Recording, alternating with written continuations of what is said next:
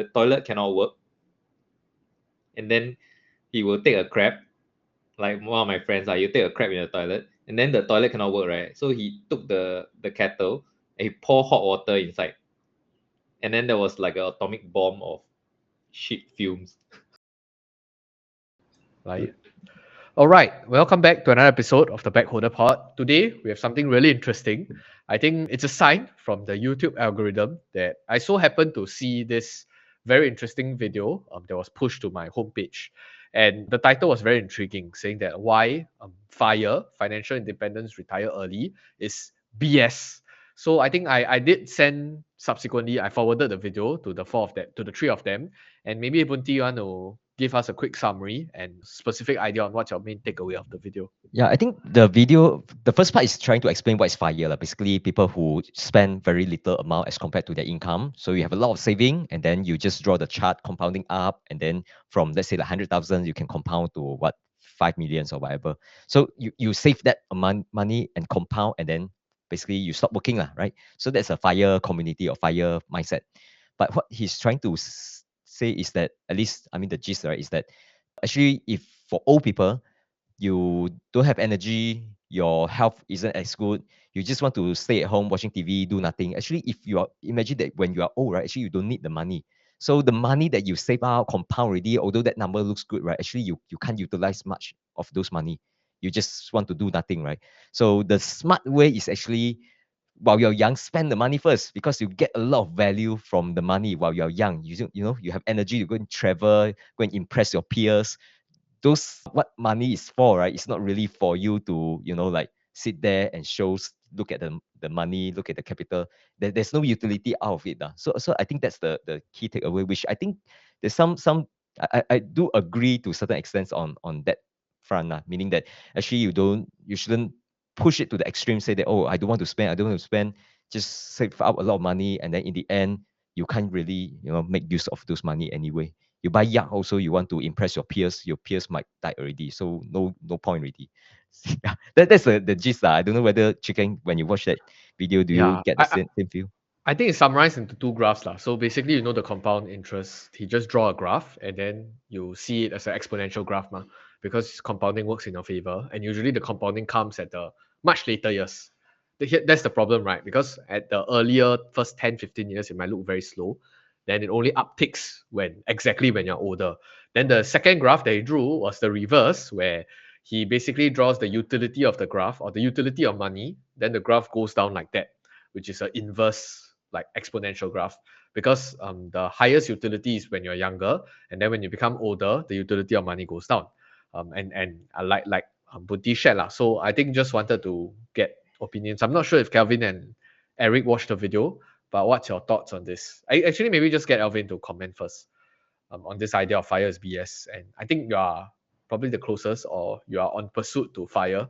You actually talked about this concept a lot online. So what's your thoughts on this? Actually, for FIRE, personally, I'm not really okay. For FIRE, I think for normal people, their strategy is try to work hard, try to save as much as they can. Basically, cut down on any unnecessary things, like a lot of luxury, like buy the cheapest house, go for less vacation, or even if go for vacation, is go for those Malaysia, I don't know, local nearby places lah. So personally, I'm not on the pursuit of FIRE. For me, my strategy is not so much on the cutting part. It's more on the earning part lah. So I increase my earnings potential. And actually, what I noticed is that people around me, there's actually no people who's aiming for FIRE. Not directly, but some are actually indirectly aiming for FIRE. So basically, I think even for Bunti, right? For him, he say he's not aiming for FIRE, but his lifestyle is going towards the FIRE path. So because he don't go for a lot of vacation, he go for the cheap, affordable houses. His kid, he also don't spend too much on them also. So in a way, he's also going for FIRE. Right? He also invests his money, which helps his FIRE plan. But even though he is about to reach there, he plan to work for another 20 plus years lah. So I don't think anyone purposely goes for FIRE. That would be, I feel, a very miserable life lah. I need to clarify. I don't see myself pursuing FIRE, because I know those who pursue FIRE is like really they cut down their expenses. They go buy, let's say even Taipeng, they try to save that like $1 more by like like choosing more veggies instead of like meats, right? So for me, when I buy cai peng, at least I don't really save. I can spend $8 on cai peng just for myself, So I don't cut back in terms of the experience, in terms of like stuff that I want to spend. It just happened that the biggest ticket item, which is condo and car, those two I just strike it out. I don't think I need that. I don't drive a lot of like satisfaction. I don't feel that I need to impress my peers. So at least I cut out that two things lah. But the rest stuff that I want to spend, I just spend. And the other part is that those who want to pursue fire, they really think of like, oh, I work until certain years, then I stop. So that's also the part that it doesn't relate to me now. I prefer to, continue work because that's part of the social also and parts of the personal growth as well. Eric, anyone near around you also pursuing fire? And do you have any things or experiences to share? No, leh. I don't think I have anyone around me that's pursuing fire. Everyone just like doing like normal work. Yeah, it's I think majority of the people like around me, they're just working lor. They're just working, and even if they like, yeah, recently I attended one seminar where the speaker says that he worked very hard when he was young, just out from NIE, and then he was thinking like, okay, let me like set up a tuition center and then hire lots of tutors, and then like just employ a lot of people, get a lot of students, and then I can retire. So he did that, and then he really huat, and then he retired, and then he had a few months of the like fire lifestyle, right? Then he was like, this is quite boring. And he's still like early 30s when that happened. So he was like, I think I'll just go back to work. Then he went back and carry on working until today, like his late 30s. And think he's still working. Yeah. So I think if you fire, you probably need to have something in mind that you want to do. Like whatever that you're doing on your weekend off day, right? It's not gonna fill all your days. Beyond a certain point, you're gonna feel like, oh, quite boring. Like the things that I want to do is more not free. Then how? Yeah, there's limited things that you can do repeatedly and not feel bored with it. Yeah. So I think it's sort of like I hesitate to say this because I'm afraid people will roast me, flame me. But I heard it before that work is sort of like a blessing. Lah. It is a blessing, not in a sense that, like, how do I put it? It takes up your time, yes, true. But it also develops you, and it also like gives you a social kind of, I don't know, interaction with other people, keeps you up to date with what's going on in society. And you're like a part of society. Lah. Like whether you're employee or employer, yeah. So that's how I look at it. I still haven't met anyone that's like super zen in my circle. I guess there are people like AK71. He's very zen. He knows what he want to do. So he basically compressed his 40 years of working life into like 15 years, and then just work 3 times as much. And then after that, he really sacked his boss. Yeah, he settled into his routine, no? Blogging, and then playing games, eating cai fan, sharing YouTube short videos. Yeah, that's what he loves to do, lah. Yeah. So I don't know many people like that.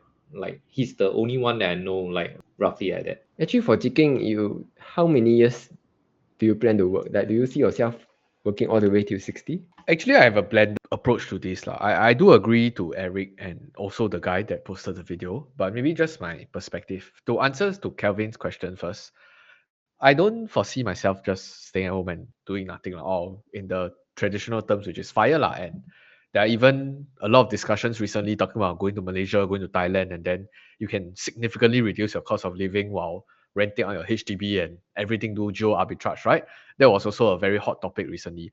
But I think I do agree, or not to a large extent, to a small extent, to what Eric is saying about being blessed, being having to work as a blessing, but not to such a large extent because, as we know, I think work, the term itself, it encapsulates a lot of things, right? So you cannot be, even if you love the job, cannot be 100% of the work you love it.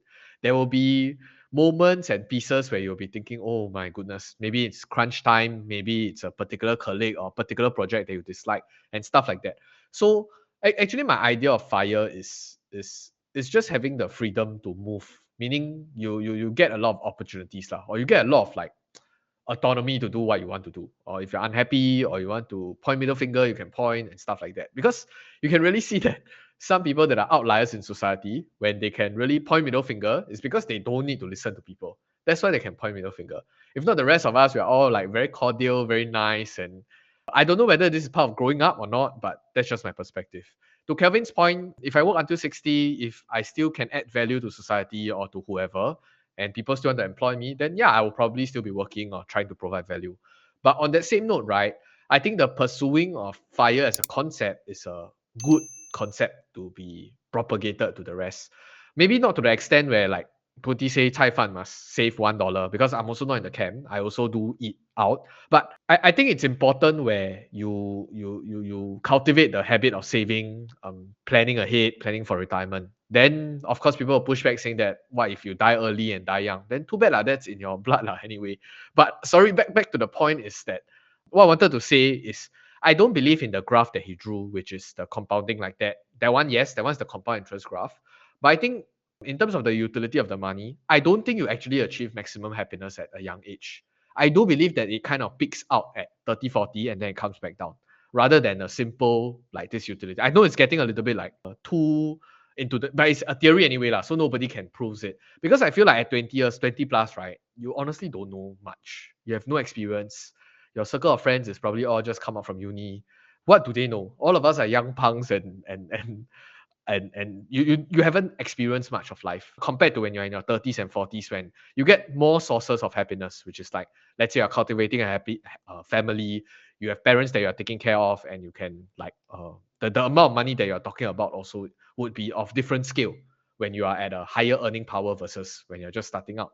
So when you're really comparing like, let's say 3,000, 4,000 versus assuming you're a young enterprising man and you're earning, starting to earn like 7, 8K, I think the dollar that you are pumping, it feels more powerful also. I guess lah, that's just my perspective on how you look at like allocating capital.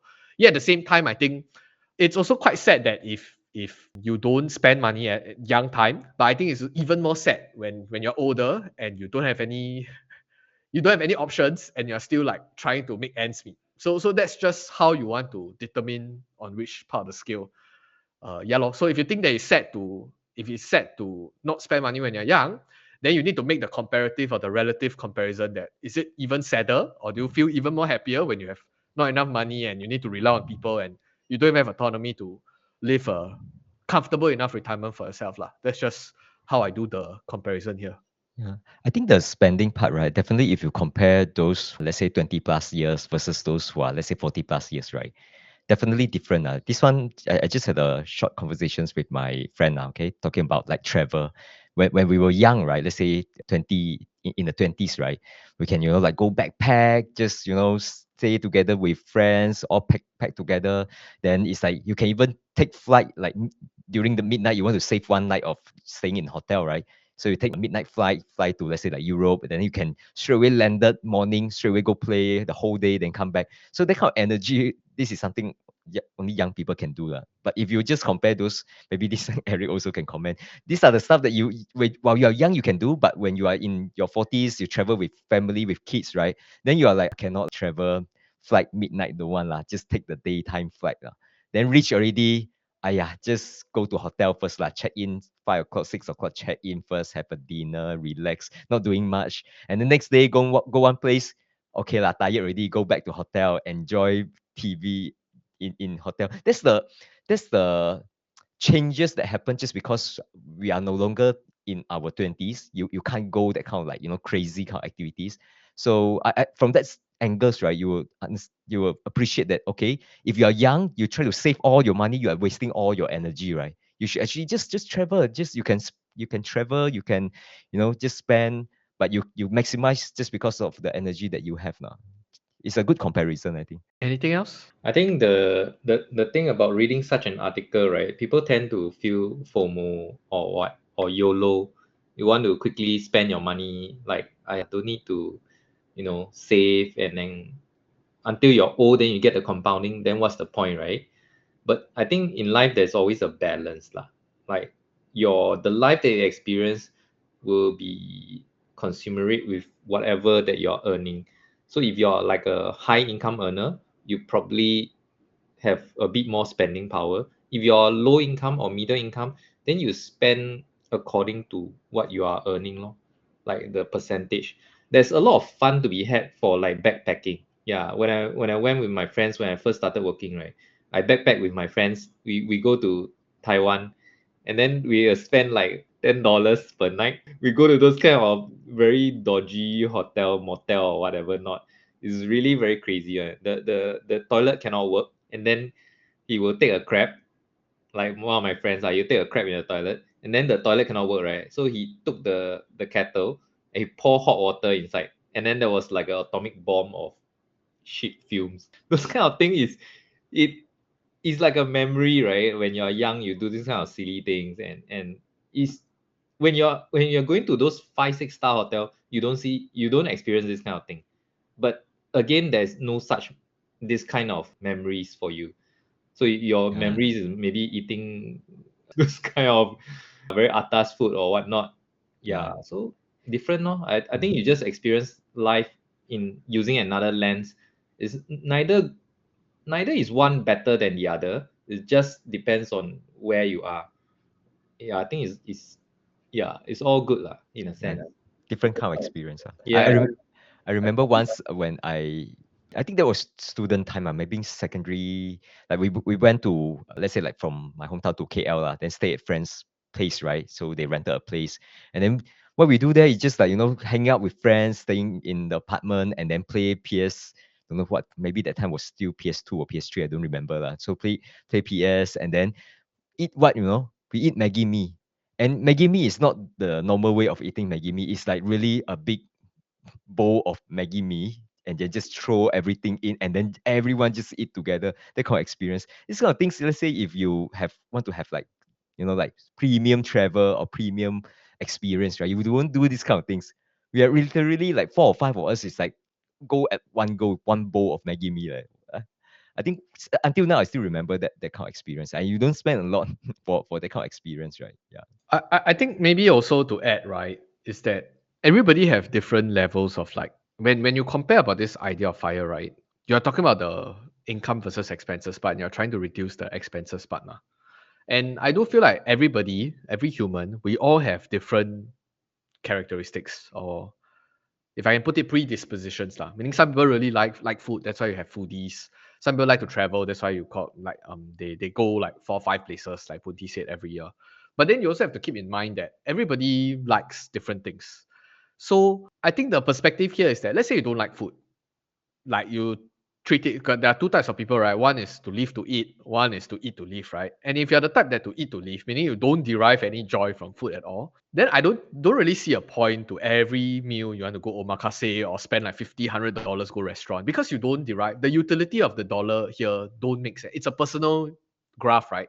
Because to some people the food gives a very high utility. So you derive a lot of joy. But I think to someone else, they don't. So that's why I think it's more important to know in what areas that you really enjoy, and then you don't mind spending more, then go ahead. And I do know of people that actually don't really enjoy traveling. They say, "Aya, too mafan na, too stuff like that." And the whole idea of that utility graph, only you know where is best spent, like the money. So I think other than just say that, oh, you should just blow everything away.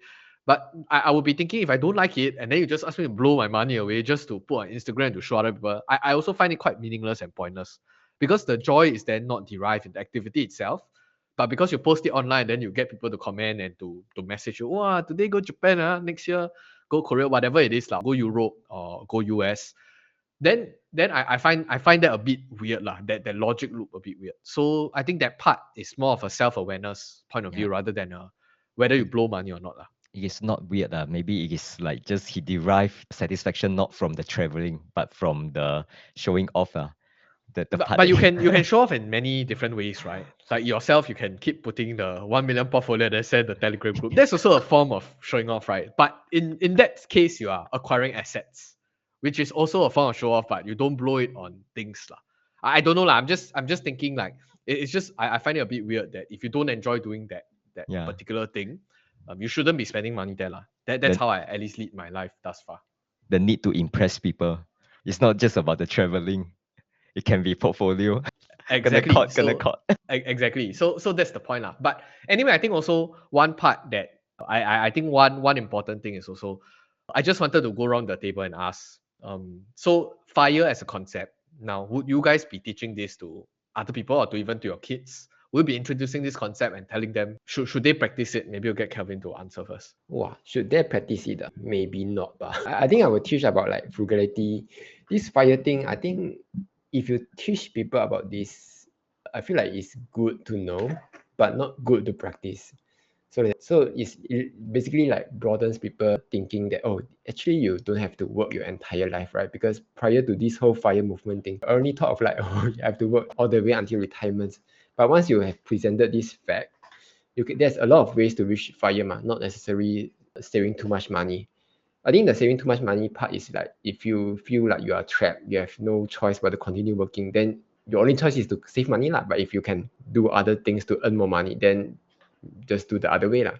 So this fire thing definitely will teach lah, but not good to practice. Yes. So meaning the first part, which is financial independence, but not necessarily the retire early part. Actually, retire early part, for me, I'm planning to do it lah. Okay, it's not like not the traditional kind of retirement. So for me, my ideal retirement life is probably like wake up late, but travel more, play more games, work less, maybe work like Eric 10 hours, not a day, 10 hours a week. that kind of life lah. So that's the ideal retirement life lah. Basically have a purpose even after you have retired lah. Okay, Eric, since you're cute. For me, I recently bought back this book, The Richest Man in Babylon. It was one of my favorite book when I first started learning about financial literacy.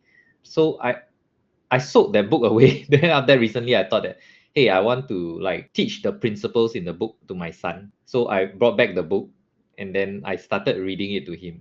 And then because the book is in very ancient English, like all the weird grammar. So every sentence I have to explain to him, oh, this is what it means, that is what it means.